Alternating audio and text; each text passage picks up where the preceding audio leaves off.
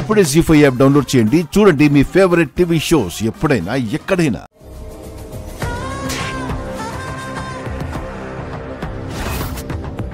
అదేదో చేసిందని నన్ను కొడతారా? నార్మల్. ఈ రైటింగ్ ఎవరిది? నీదే కదా? ఇది నీ డైరీలోంచి తెచ్చిన పేజ్. ఇది దర్శన్ రూమ్ లో దొరికిన లెటర్.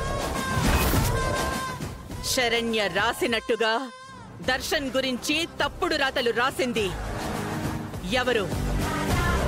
నువ్వు కదా? కుట్ర పన్ని ఈ కుటుంబాన్ని వంచాలని చూసింది నువ్వు కాదా? నువ్వు కాదా?